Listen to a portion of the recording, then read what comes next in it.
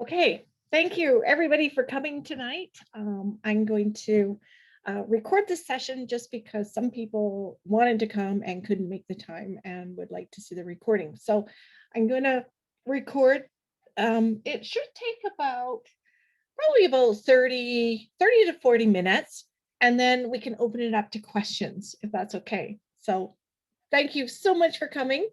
And the session tonight is choosing a homeschool board and a homeschool or a program.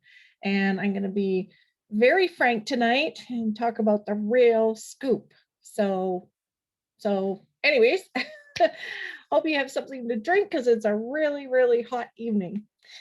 So thanks for coming. You're probably considering home education. Maybe you have chosen a board already. Did you pick the right one? And we're going to go through some factors. I have actually been sitting in on some school board presentations for the public, and I'm quite amazed at the things that are being thrown out there. So I'm going to talk about them tonight for you. So who am I? Okay, so move forward here. There I am. I'm Judy Arnall, and I am an education consultant, and I have been teaching child development for the last 26 years. And I have been homeschooling my children for 22 years. So I'm done now, yay, this month. And I have 3 university graduates. I have one in third year university, and I have one master's student.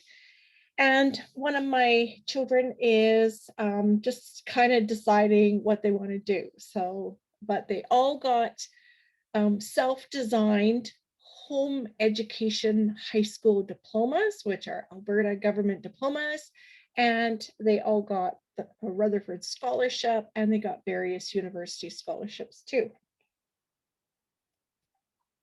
I have several books I've written. One is the Happy Homeschooling Handbook. It's really helpful to the things I talk about tonight. It covers a lot of those things too, as well as Unschooling to University, because we unschooled pretty well until high school, where the kids wanted to do a more self-designed high school program.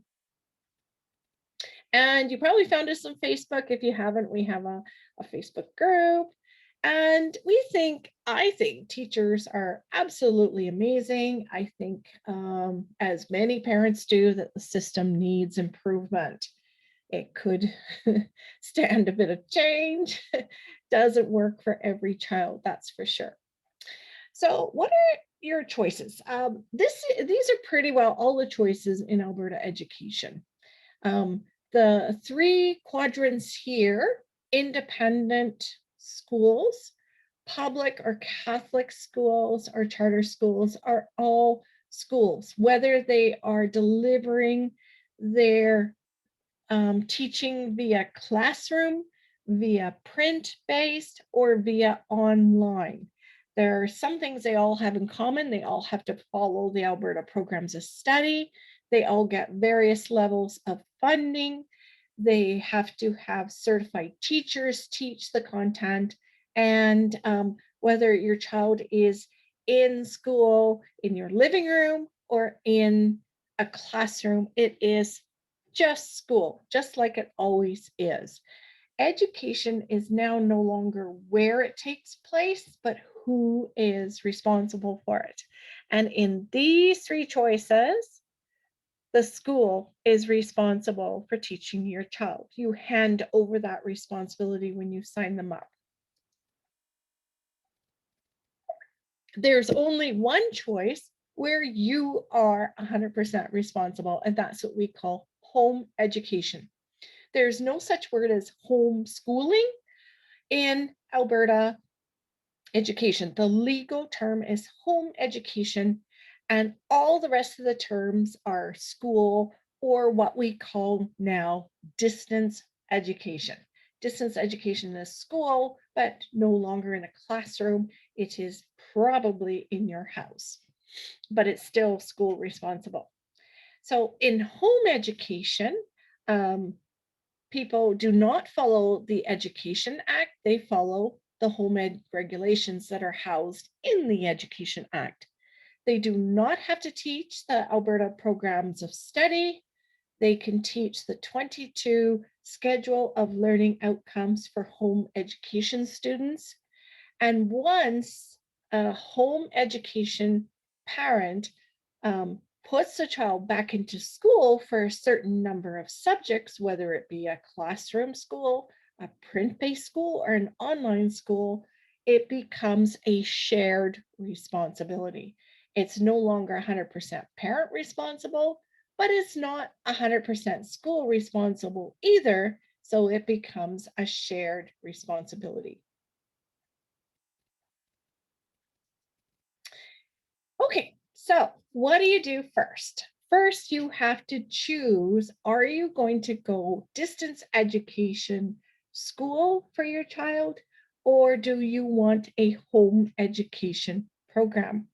A lot of the schools now this year are offering online that never ever offered online before, just because of what's happened in the last 18 months. A lot of parents have wanted online and wanted their kids not to be in a classroom, but wanted to be in a school. So a lot of schools are now offering that, as well as a lot of schools are now offering a dedicated home education program that didn't offer it last year or years before. So what do? If you decide distance ed or you decide to go home education, you probably should notify your existing school that your kids are leaving the classroom. It's just kind of a courtesy. You don't have to. The next school that you home educate with is going to notify your existing school so that they can have your children's cumulative files. But it's just a nice thing to do if you want to do that. Now, you can stay with the same school jurisdiction. For example, if your child is in a Edmonton public school and you want them to go online or home education, you would go to Argyle Centre for Home Education, or you would just register them with the online division of Edmonton Public. It could be through the school or it could be through their Argyle Center too. So, but you don't have to do that. You can choose any willing school board in Alberta. You can choose Peace River, you can choose Fort McMurray, you can choose Lethbridge. It's up to you. If somebody is willing to provide an online program to your child or to supervise home education, you absolutely can go with them. So let's decide, let's talk about home education. Let's say you decide to go the home education route. Now here, new this year, you have two choices. You can go supported home education or unsupported home education. And it's totally your choice. You can decide. If you're unschooling, you still can go the supported route. There were some school boards I talked to that said they thought that parents had to go unsupported if they were unschooling, and that's not true. You definitely can get the supported version of home education. When you get supported, you would have to notify a school board. You would need acceptance. That's new this year, is the government has decided that your resident school board doesn't have to take your home education program. And there are other places to go to find that, which I kind of disagree with, with a government that ran on school choice. It's kind of interesting that that is no longer the case this year, is that your resident board can say no to accepting home education. You would get $850 in funding. You would have to have 2 supervisor facilitator visits a year. You would have to submit a written home education plan, but you would get support, encouragement, things, activities, and resources offered through your school board. and your child could actually earn credits through Section 6 for high school and a diploma. Unsupported, if you decide to notify directly with the government, it's fairly easy. You just fill out the form, send it in, you're done. You don't need to wait for acceptance or permission. You are going to get funding. You won't have visits. You don't need to have a written home ed plan and send it in, but you get no support, no credits for high school, no activities, and you do have to notify every year. So each type of these home education programs have a different notification form. So this is the form for unsupported home education. And you send this directly to the government. The address is right on the form. So you could fill it out, send it in, be done. That's it for the year. You are done. You do not have to talk to anybody else. You can go travel, go on your way if you want. And if your child does not have, for example, a student number, maybe they're starting grade 1, they haven't been to kindergarten because they've been home education, that's okay. They will fill in that part. You can also fill in this form through My Pass of the Alberta government portal. If you want supported home education, then this is the form you use to send into a school board. And this asks them that you want to have your home education program supervised. Now, once they receive this, they have about 15 school days to decide if they're going to accept your child or not. If they don't accept your child, then you can certainly go on and send this form in to a number of other school authorities. So this part of the supported home education form tends to get parents wondering, what do I pick? Do I check off the box to achieve the outcomes in the Alberta programs of study, or do I achieve the outcomes in the solo? And we suggest to parents, please, please, please, if you want the most flexibility, if you say you're going to do something and you don't do it, that's okay. You want to pick the 22 outcomes in the solo schedule, especially grades 1 to 9. You do not have to follow the Alberta programs of study. It's a lot of outcomes. It's 1,400 outcomes per grade from grades 1 to 9. Now, if your child is going to pursue a government diploma on home education, they do have to switch from grade 9 to 10. They have to switch over, and they do have to cover the 1,400 outcomes, although it's not 1,400 per high school course. Absolutely not. So you can see here, and this is the other part of the form, we often get questions about parents who provide home education programs acknowledge that there are implications when they choose to use programs different from the Alberta programs of study. Students might not apply to a high school for credits, and they might not receive a diploma. That's what it says. Now, a lot of school boards are saying, oh, you can't get a high school diploma on home education. And that is not true. And that's not what it says. What it says is that students have to switch to meeting the outcomes of the Alberta programs of study to get credits for those high school courses. They can't just use the solo outcomes to get credits because they're too vague. There's not enough outcomes to cover in order to complete those high school courses. I hope that's clear. Keep in mind too, it says here, any student in a home education program may write a high school diploma examination. Absolutely. So children can get grade 12 marks and credits. They can get a government diploma. They just have to meet the government outcomes, not the home education outcomes. Okay, hope that's clear. Okay, what do you do next? Next, you have to choose, if you choose supported home education or you're going to choose distance education, you have to pick a supervising school board.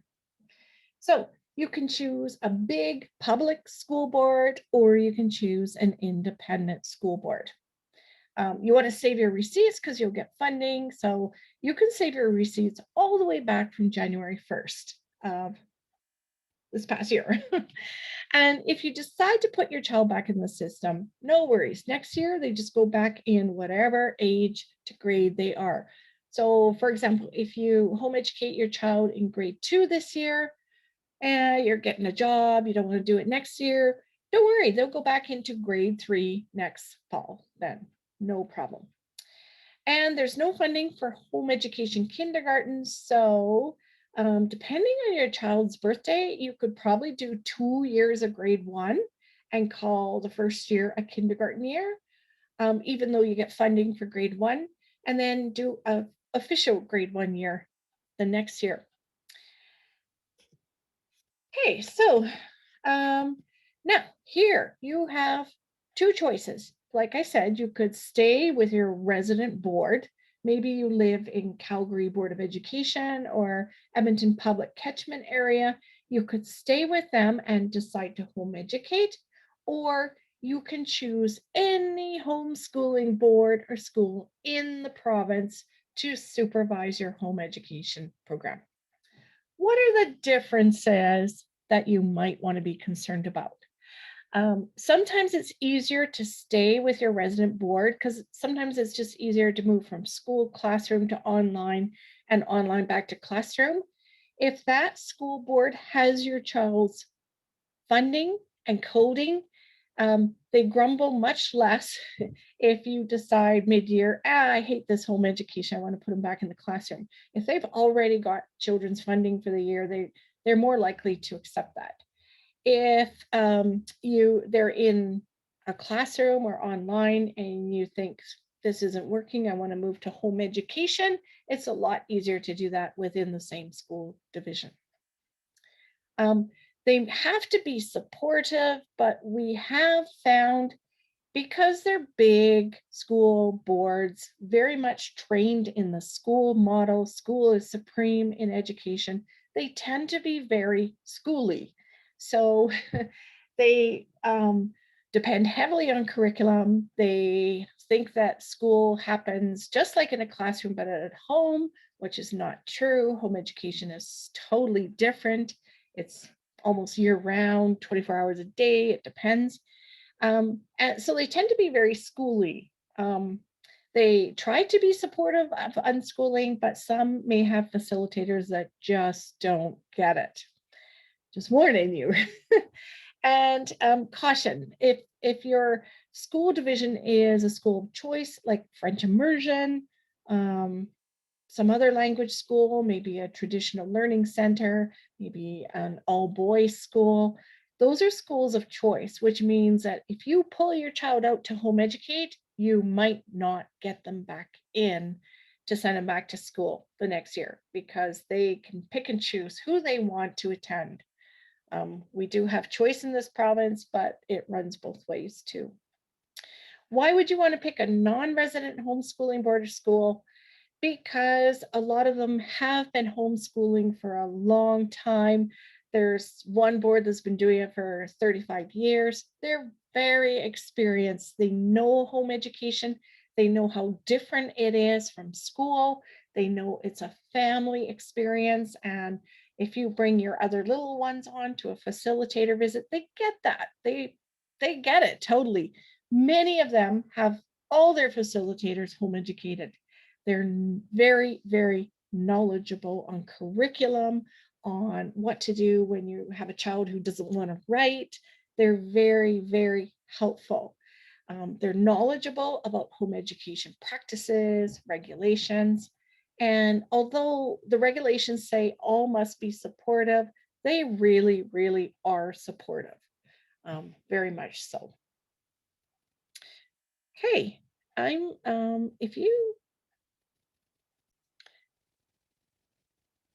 okay, so that's the differences then between your resident board. So resident board means your catchment area. So if you signed your child up for public or Catholic school, what would be their local neighborhood school or designated school they would go to? That is your resident board. So most likely it's a school division. Some examples are Battle River School Division, Rocky View School Division, Calgary Board of Education, Edmonton Catholic School Division, things like that. Okay, what are questions you pick?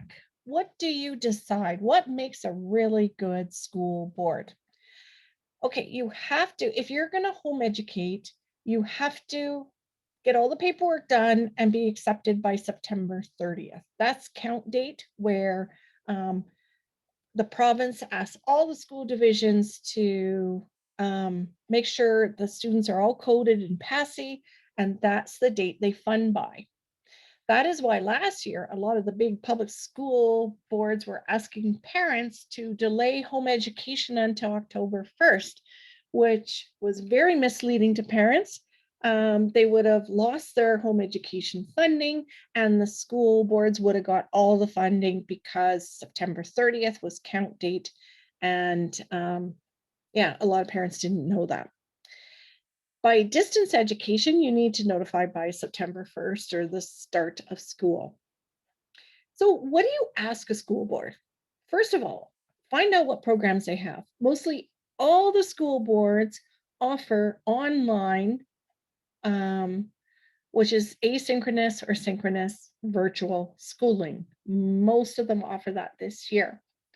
Some offer a correspondence option that's called print-based. Some of them offer home education, but not all of them. And some offer a shared responsibility. So half home education, half school, but not all of them. They don't have to offer home education and they don't have to offer shared responsibility. So the question to ask yourself is, do I want to take responsibility or not for my child's education? So should I pick distance education where the school takes responsibility, or should I pick home education where I take responsibility? Doesn't mean I have to teach it if I take responsibility. It means that I can outsource it. I can get childcare professional to do it. I can get siblings to teach. I can hire students or teachers. I can hire tutors to do it. I can pick and choose non-government online courses like Schoolio or OutSchool to teach. I'm just taking responsibility. I'm the general contractor that's going to piece all these things together for my child's education. Okay, look at their funding rules. Now, you have the right to ask the school boards, I would like to see what your funding policy is. What are things I can buy? What are things I can't buy? You're the teacher in home education. You make the home education plan. You should decide what you want to claim for reimbursements. Now, the government has put out standards, but I notice a lot of school boards really have a bigger no-no list. One of those is video games.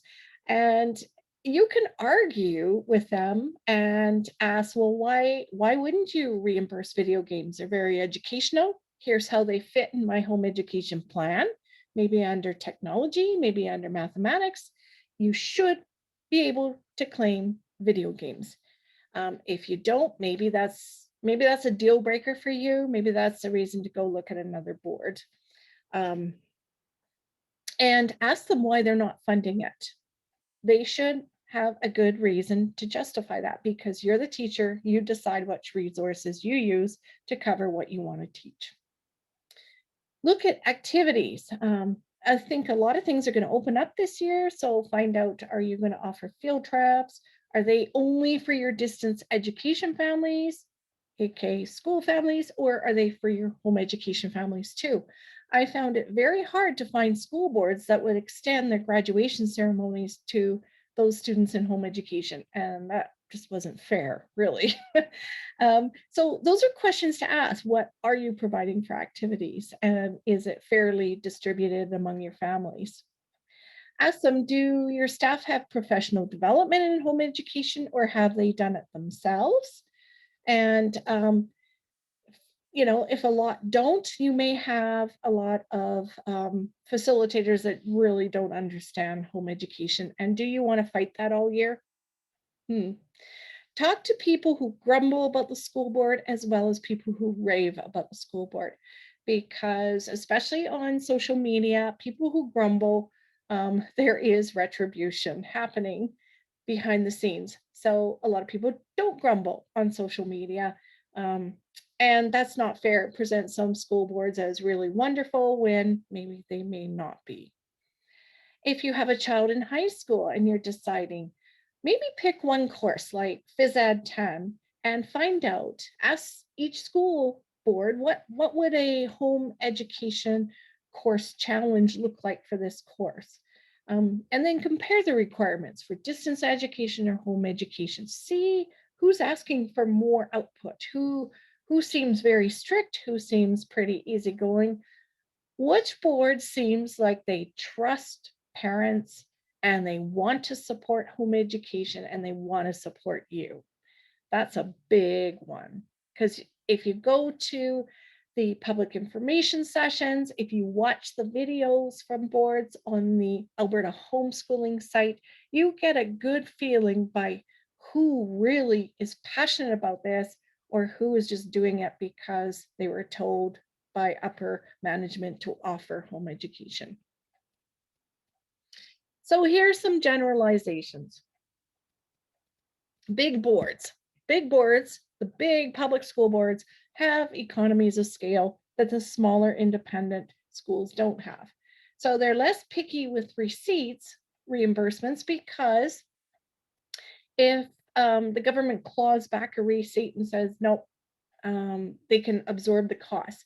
Now, boards, once they pay out your funding, they would never, ever ask for it back from parents, ever. Even if the government calls back from them, they cannot get it back from parents. And yeah, so more bigger boards have that ability to absorb those costs if the government doesn't fund it. They often have more activities due to economies of scale, but they also adhere to a very rigid system, and they're not very likely to advocate to the government on your behalf. They have a lot of rules not in the regulations. I've heard a few boards this year are making parents fill out report cards so that they can report back to the parents, which is absolutely ridiculous. You don't get paid for any administration work.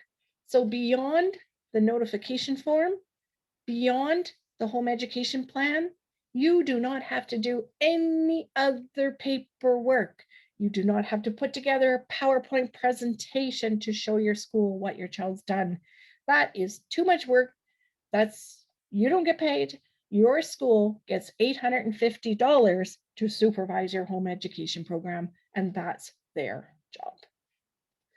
Now, the good things about smaller independent schools are they really understand home education. They help you out with a lot of flexibility. They help you figure out what you can and can't do, what is feasible. If you want to be left alone, they respect that wish too, which is wonderful. And they're great advocates to the government on your behalf. If you say, I'm insisting that I want to claim this Nintendo Switch because it provides this and this and this in my home education plan, they are supposed to advocate to the government on your behalf that that is a valid home education resource that you're using and should be funded. They a lot more understand unschooling, because unschooling is just child-directed learning through play.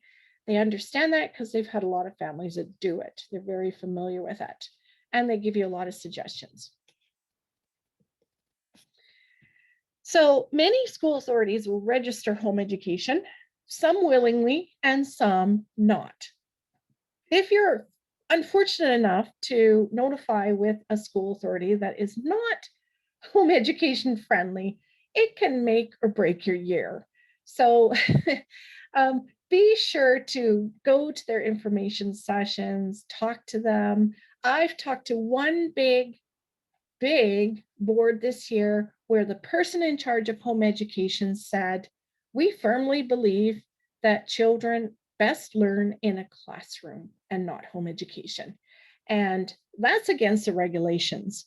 People in charge of home education programs are supposed to be supportive of home education programs according to the regulations. These are some examples of larger school boards, the 4 big ones, and smaller independent schools that do support home education. And I have, there are big boards here like Peace River School Board, Palliser School Division. They're both very big boards, but they have set up a separate home education program to support those numbers who want to home educate. And they're called different names. So, for example, Peace River School Division, their home education department is called Peace Home Learning Connections. Palliser is called Palliser Beyond Borders. So they do have a separate home education program. For Elk Island, it is C, which is the home education experts. So yes. Okay. Oh, sorry. And the yellow ones are ones that will offer a Section 6 high school diploma. So that if your child wants to claim marks and credits on a high school diploma, they can through home education. They specifically offer that, where a lot of the other public school boards, these ones will not offer that, just probably because it's a lot of work to look at portfolios with very little funding. So they just don't want to be bothered. So know your child. Your child is so unique. And you have different goals for each child. You have different philosophies of education. Maybe you believe in unschooling. Maybe you believe in a more structured approach, a more classical education. And it depends on your child's age. What you want for your child who's age 7 is a lot different than what you want for your child who's 15, because, and that's okay. You can have 4 different boards if you have 4 different kids. I did one year. I had a lot of facilitator visits and a lot of separate paperwork separating out receipts for reimbursements. But, different boards offer different things for different children. And that's what you have to do, is figure out what's best for each child in their stage of learning. Some children are different temperament. So some children are very structured, very rigid, very, very spicy. No one's going to tell them what to do. Maybe they're better off unschooling. Other children are very easygoing. So maybe they're better off in a more structured type of environment. What type of learner? Are they kinesthetic? Are they auditory? Are they visual? If you have a child who's a kinesthetic learner, maybe distance education or online is not the best thing for them, right? Maybe they need more home education. So I didn't really clarify what is distance education. So I did clarify home education in the 2 types, but distance education is the catch-all for all these things: online schooling or virtual, synchronous, asynchronous schooling. Now, there are online courses. What I'm talking about here is online through the government. Your child can access online courses around the world that are not government focused here on home education. At-home learning. So the government has talked a lot in the last year about at-home learning. That is all school responsible, school delivered distance education. Classroom is sometimes distance, but most often not really distance, but it is school. And the school portion of shared responsibility. Correspondence, print-based resource, or teacher-directed. There is no such thing as teacher-directed in Alberta education. It is called print-based, and that means teaching through correspondence. But the whole intent there is that print-based must encompass all the teaching. There is no expectation there that the parent teaches on print-based. And any board that says parent has to teach, those programs is in violation of the Education Act that deems that only certified teachers teach distance education programs. Now, a lot of these programs used to be called blended, but blended right now means half classroom, half online, or 100% school. So we don't really call it blended anymore. We call it shared responsibility when it's divided responsible. And we used to call, a lot of school boards still use the term aligned. What they mean is aligned means that the program has to follow the Alberta programs of study. And if the program has to follow the Alberta programs of study, it's school. The teachers have to teach it. You do not have to follow the Alberta programs of study or align with it on home education. I hope that's clear, because that has been very blurry in those school board parent presentations this year. So this is called Passi. Passi is how schools code and fund your student. It's called Provincial Approach to Student Information. So when you sign up for a program, you're given a number, and that number tells the school what program you're on. It should be very clear to you what program your child's on, and it tells the computer what amount to fund the school for that child's registration. So the only program that the parent sees any money or funding is the 600 home education. All the rest are, also the parent part of the shared responsibility. So code, I'm sorry, I have to move my taskbar here. 611. So the home education part of shared responsibility will get funding. These are the two programs that you will get reimbursed for things you buy. The rest are all school. They get funded through Alberta Education to pay their teachers to teach and to pay for resources.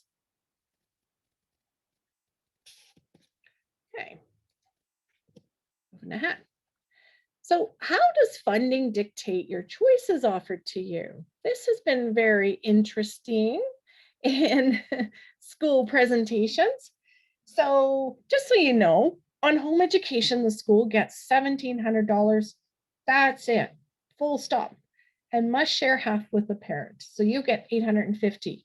And its intent is to offset the cost of supplies. Obviously, in high school, it doesn't cover half of anything, but it is helpful to a bit. But look at distance education. When you sign your child up for those programs, print-based, online, teacher-directed, the school gets $11,000 per child per year, plus extra grant funding for infrastructure, busing, special programs. This is intended to cover teacher salaries to teach and for supplies. And teachers must deliver 1,000 hours in grade 1s to 9 and 950 hours in grades 10 to 12. Now, this kind of shows you, if you go to a school board information session, how they tend to really focus on their online or print-based programs. And you can see why, what it means to that school to get that extra funding for your child, as opposed to home education.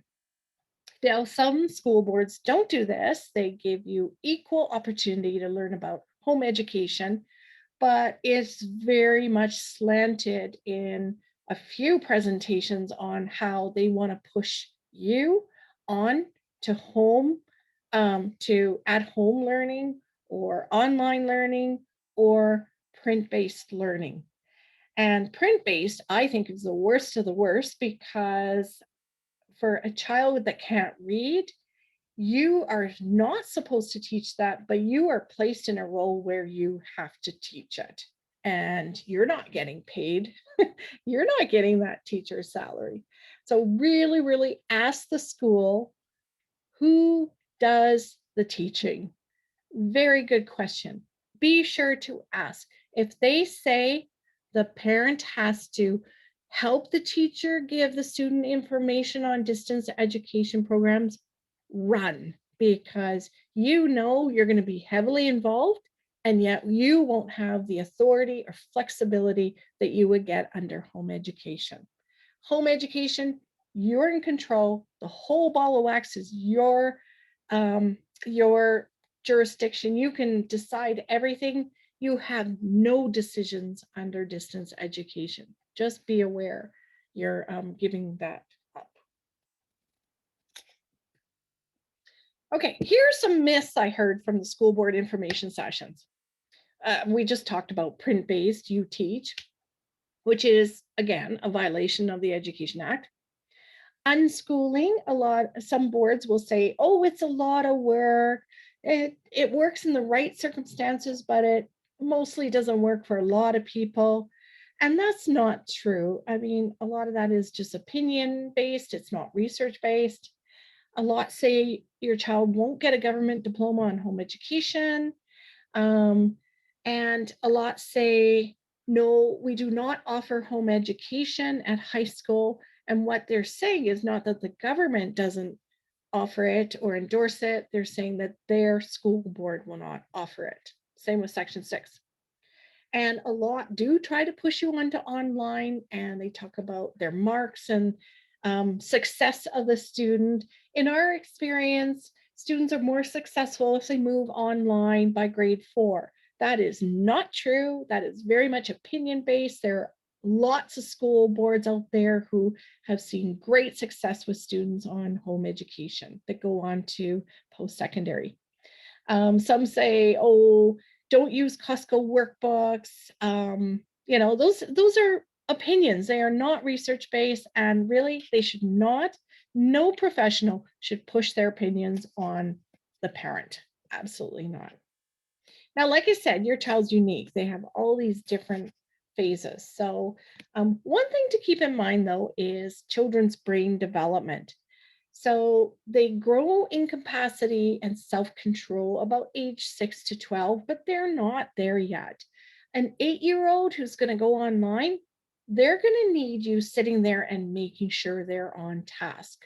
That's a lot of work for you. Do you want to do that? Do you want to argue with that 8-year-old on completing assignments, on making sure they get uploaded to Dropbox?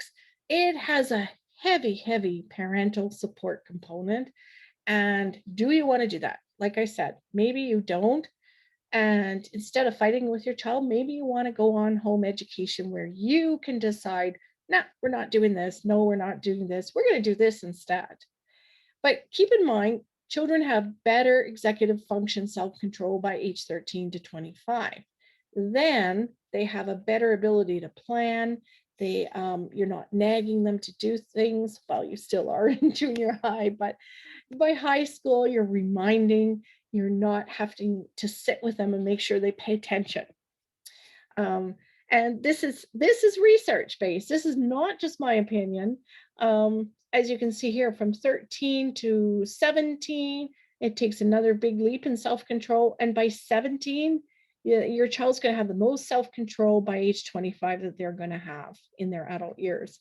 So, and even the government recognizes that. They suggest not to put your child online until at least grade 6, grade 7, because children don't learn that way. They learn through interactive activities, through 3-dimensional experiences. They do not learn through a screen, unless it's super engaging, like, Fortnite or Magic School Bus videos. Okay, like I said, I think paper-based is Passi code 621 is the worst of the worst. If you are supposed to get paper resources from the school authority, and they must teach entirely. They should teach your child without any input from you. If they don't, something's wrong. There are some school boards that allow parents to choose their own curriculum, and they don't really say this publicly, but I've talked to them and they say, yeah, the parents have to teach. Not appropriate and not legal. And especially young children, if they can't read, they need a reader. So they don't work. Unless your child is on Zoom with a teacher, it's not really teacher taught. But you still have to make sure your child meets those Alberta programs of study outcomes, assignments, and deadlines. Better if you don't want the responsibility of home education, it's better to put your child online. So at least they can hear Zoom instruction. If they can't read, they can see and hear a teacher teach. Okay, and yeah, just keep in mind of that program. Now, online programs, like I said, parents need to closely supervise until about age 15 to 17. And children need a lot of help with drop boxes, saving files, how to do email, how to do discussion requirements, how to do online tasks, how to submit them. And young children are just not motivated. We found that out last year. Home education, Passi code 600, best for all children ages 0 to 12 because they learn in a 3D world and it's most flexible.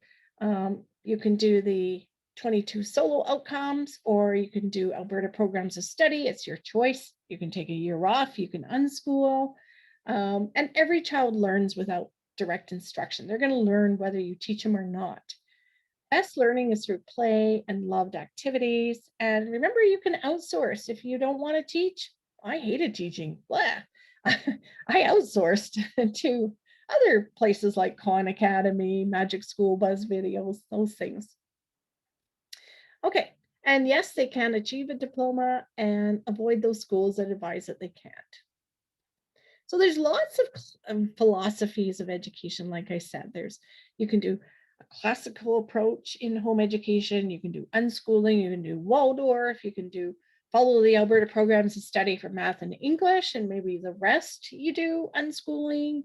You can do traveling, Rome schooling, you name it, you can do it. Unit studies are where you do one topic for all the kids. They learn at their own developmental level. Say, next 2 months, we're going to learn about astronomy. Yay! What a great thing to learn in summer, right? And so all your kids learn astronomy at different levels of difficulty. Now, all boards support unschooling. Why? Because it's a methodology of home education. Child-directed learning is a very valid methodology. In the schooly world, it's called self-directed education. We call it unschooling. So children can play from ages grade 1 to 12, and then they can take grade 12 courses, write the diploma exams on those courses, and be off on their way to post-secondary. So all boards are supposed to support unschooling, but in reality, they vary very much. Okay, so we got to this point. I think you got it. You choose one of 3 programs. So you either choose 100% home education, and on that, you choose a method, you choose the resources, you choose what outcomes you're going to follow, you choose your assessment. You don't have to give tests, you don't have to give marks. Your child's not going to be forced to write exams, and you get funding. Or you choose distance education, and that's 100% school control. So the school chooses resources, the school chooses the methods, the school teaches, the school chooses assessments, including exams and marks, and there's no funding to parent, and it's just like school. Or you do part home education or part distance education. Now, how the funding works, it doesn't have to be 50-50 split. It can be an 80-20% split for all grades. Parents get a portion of the funding designated for home education only. The schools can take a parent's funding, but a lot don't. And the parent's part under home education would follow the home education regulations. The school's part would follow the Education Act. And your child can get a diploma on all 3 programs, a government diploma and transcripts. These are the 22 solo outcomes. You can see they're super vague. So what you'd have to do, if you're doing a home education plan, you don't have to be too detailed. You can, what the government wants to know or your school board wants to know is the outcomes you're going to teach. So they're all here. What resources you're going to use, and you got to put things in that you want funding for, and how you're going to assess. An assessment can be as simple as observation, or it could be as formal as an exam or quiz. It's up to you.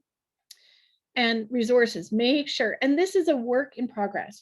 Yes, you file this at the beginning of the year, but you can change it anytime.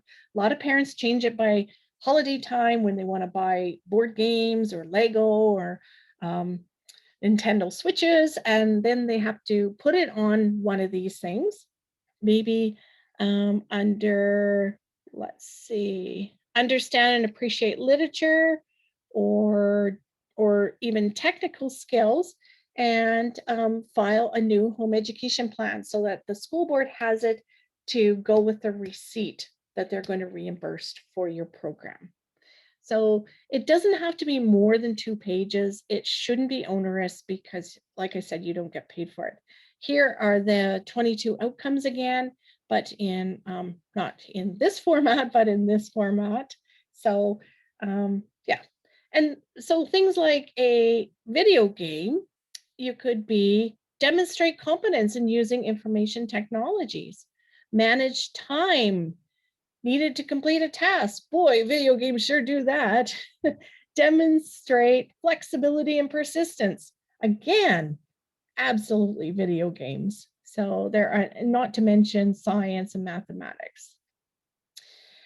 So the Alberta Programs of Study is, in Alberta, it's not, the government doesn't tell you what resources to use. They don't even tell teachers what resources to use in the classroom.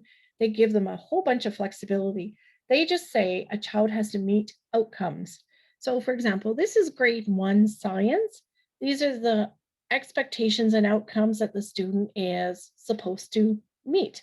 And in grades 1 to 9, there's about 1,400 outcomes per grade. In high school, they're outcomes per course. They're more a buffet style on what courses a child would take rather than the grades. So you can follow this, but you do not have to. You could do just the 22 outcomes. And this is by the time a child turns 20. So if you don't get to half these outcomes in your home education year, no problem. You'll work them in next year. So that's your plan. And your home education plan should accompany your notification form, because when the school board says, yes, we're taking on your child and your program, they are agreeing to what you have put down on your plan. How much time does it take for home education? Now, I've been listening to the school board presentations, and some say that your child's going to be in a regular school day, even though they're at home. So your 8-year-old child is going to be in school 6 hours a day. And I'm thinking, oh my gosh, that poor child too. And that poor parent who has to make sure that child is in school, but in their living room 6 hours a day. Totally unworkable if you know your child and if you know child development. Totally unworkable. So it's pushing the supervision and the teachers in classrooms, you know how they keep children on task in classrooms. It's pushing that on the parents at home, and that's totally inappropriate. So if you want to go home education, even if you follow the Alberta Programs of Study and you use curriculum, it doesn't take long for actual paperwork to get done. Now, this doesn't include your child's dawdling time, because they do. They're not ready to learn every day of the year. But generally, elementary shouldn't take more than 10 to 30 minutes for all subjects, never mind reading and field trips. And junior high shouldn't take more than an hour a day, and grade 12 shouldn't take more than 2 to 3 hours a day. And I have 5 kids. They, even when they did online classes or a self-designed high school, they didn't do any more than 2 to 3 hours a day for grade 12. Not at all. So if you're consider that when you're deciding what program to take. There are lots of places to get hands-on materials, which is how children learn. Best way are curriculum sales, use curriculum sales. Great. Garage sales this time of the year. Anything you spot at a garage sale, like, for example, these are volume nets that I used in grade 8.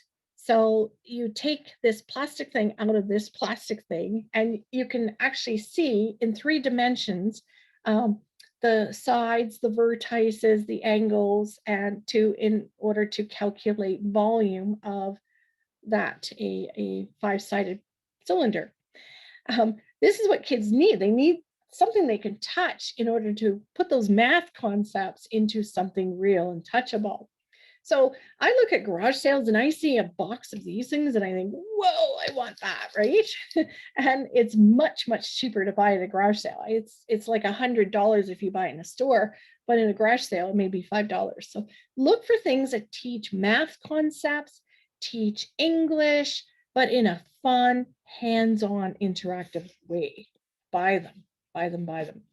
A lot of people ask about socialization. I think homeschooling is the best for children because they get all ages, all genders, all abilities, all cultures, all religion. They get more diversity in the community than they do in an age-graded school.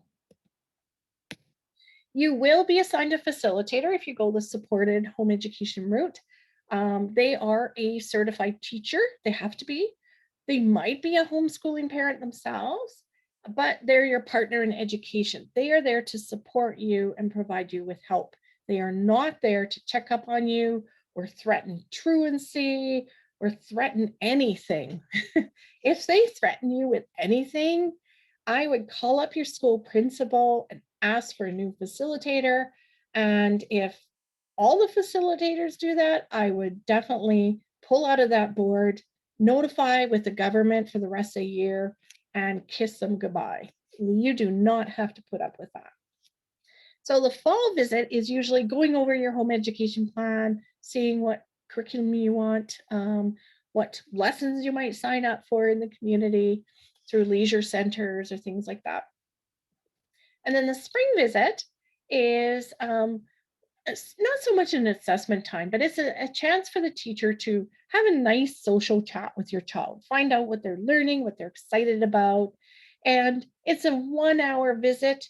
They might spend 30 minutes with your child.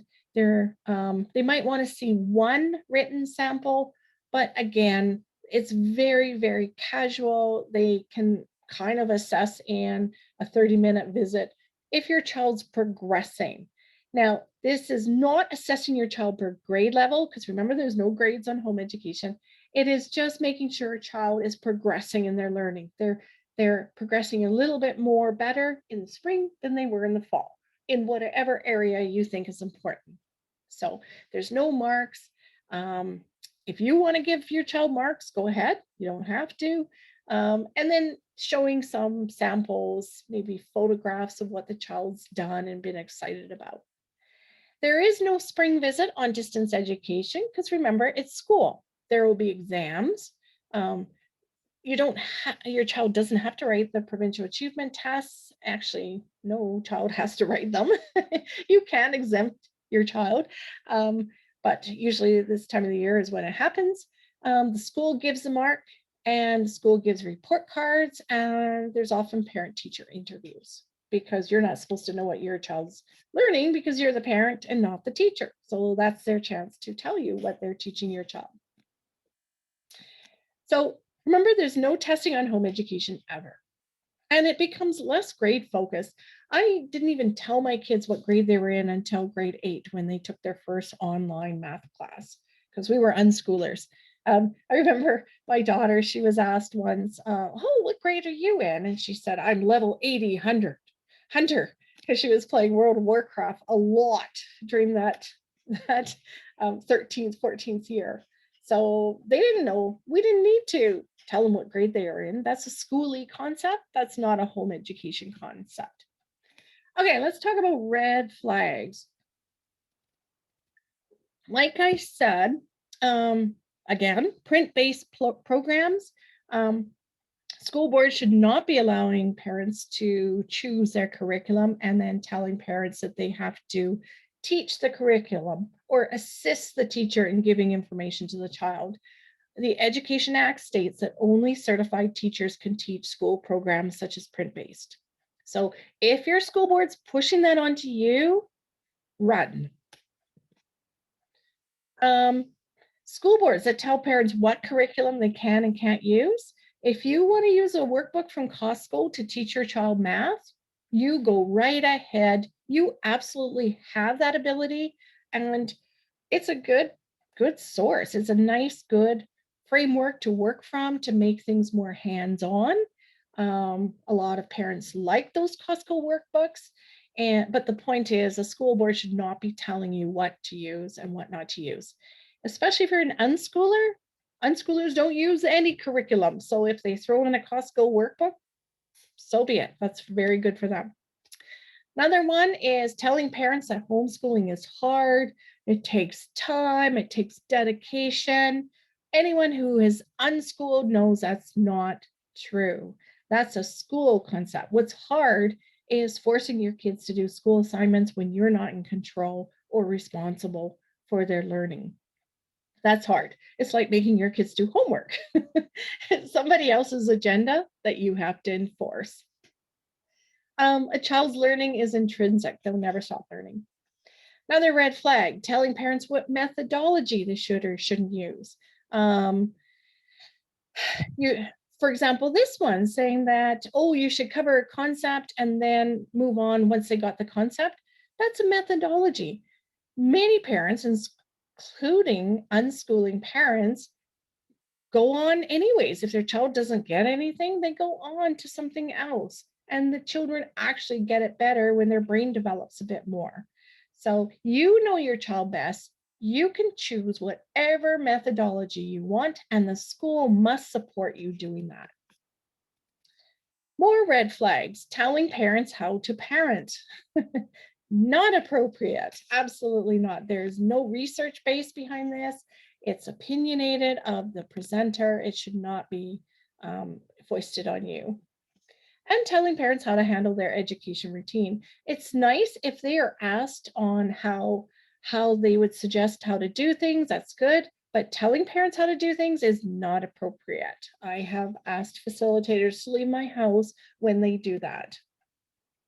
And of course, telling parents their children will not get a government diploma. What they're saying is their children will not get a government diploma at their program if they choose home education. It doesn't mean that they won't get it from somewhere else or another school board.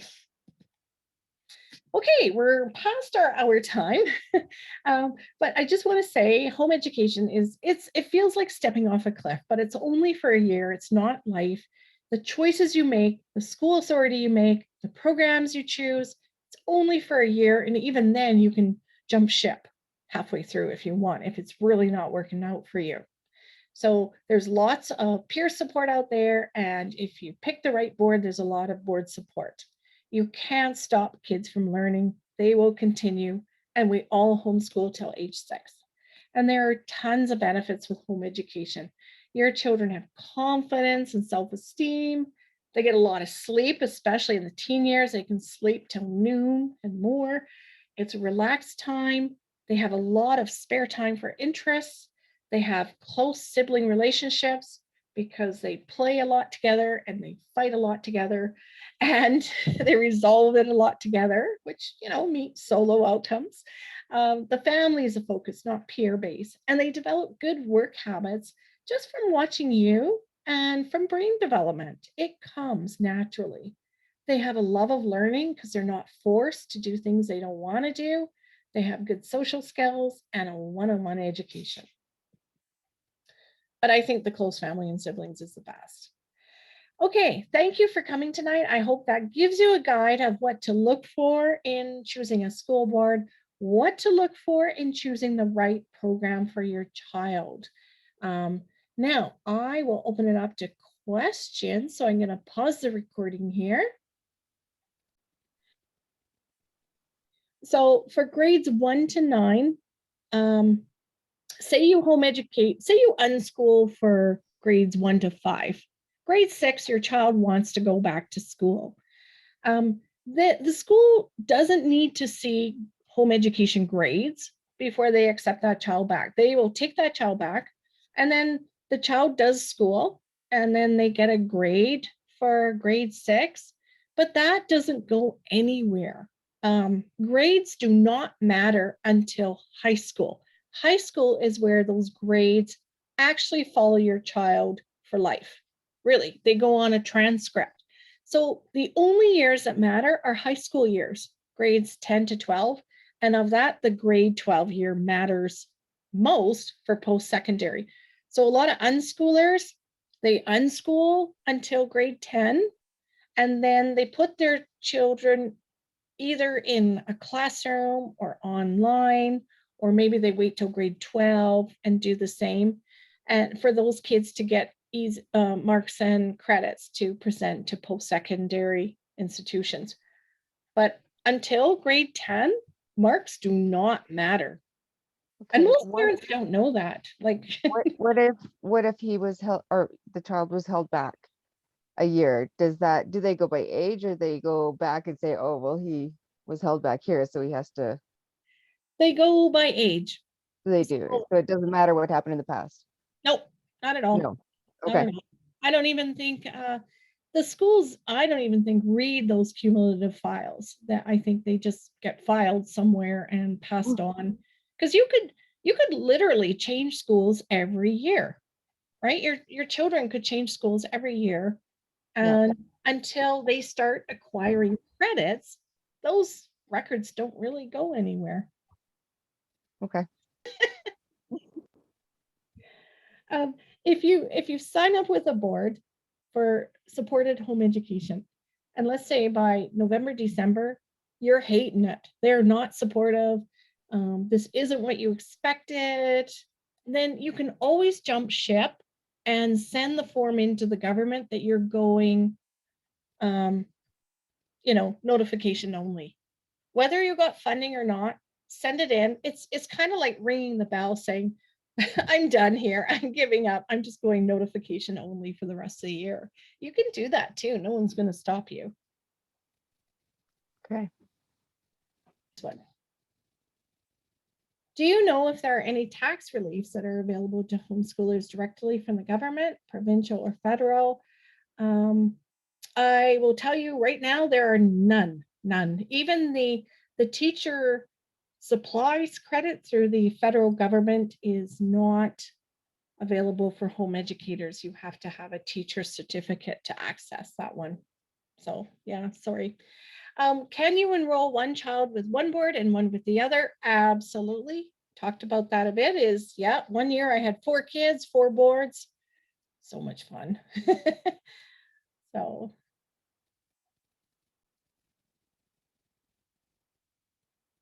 okay, good, thanks. I hope this was helpful. So if you have any more personal questions, feel free to ask me. This is my email. I've over 22 years of homeschooling. I have graduated 5 kids, and I have been with 11 school boards. So I kind of know a bit about what they are offering parents, and be sure to check out the school board presentations at albertahomeschooling.ca because they're very informative. And they were very wonderful to present to Alberta Homeschooling all their offerings, and they are supportive boards, and feel free to call them up and ask your questions individually. So definitely check them out, and same with your program. Really give your program thought on what you're going to do. So okay, thank you for joining me tonight, and I hope this was helpful, and have a rest of good evening.